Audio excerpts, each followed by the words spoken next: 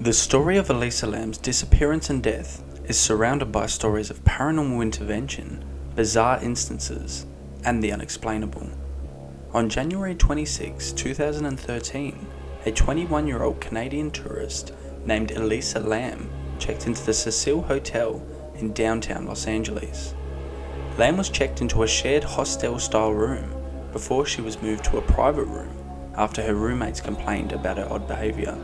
The last time Lam was seen alive was through CCTV footage. Lam was reported missing on January 30 to the Los Angeles Police Department, and it wasn't until 20 days later, on February 19, when her body was discovered floating in a water tank on the roof of the hotel. Lam was found to be completely naked in the tank, with all her clothes and accessories floating alongside her. Hotel staff received countless complaints from guests, complaining about the low water pressure and odd taste. Some even recounted seeing black water coming out initially, before normalizing.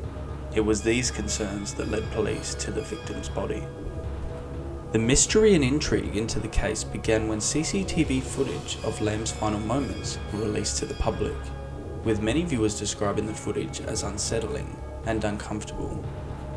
Lam is seen from elevator footage, walking with unusual hand and body movements, while at the same time seemingly talking to and hiding from something that doesn't make it into frame. Concerns were raised that she was being stalked by a murderer, but in the coroner's report it was stated that the victim died from drowning, with no indication of force being used. Another theory behind the odd behaviour was that the victim was on hallucinogenic drugs, but the toxicology report also indicated that the victim did not display acute drug or alcohol intoxication. Lam had also battled with bipolar, to which she had medication for. With this information being released, a large portion of the internet community began to believe that Lam was under possession from a supernatural force that lived in the confines of the building. It has been heavily speculated that Lam could have been haunted by the ghost of Richard Ramirez, a former tenant of the building who was convicted of 13 murders and was well documented as a Satanist.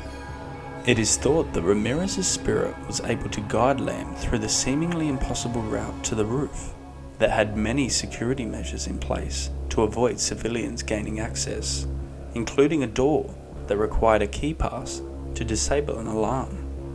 During the investigation, it was found that Lam could have possibly climbed the fire escape to gain access to the roof, which had little to no security measures in place.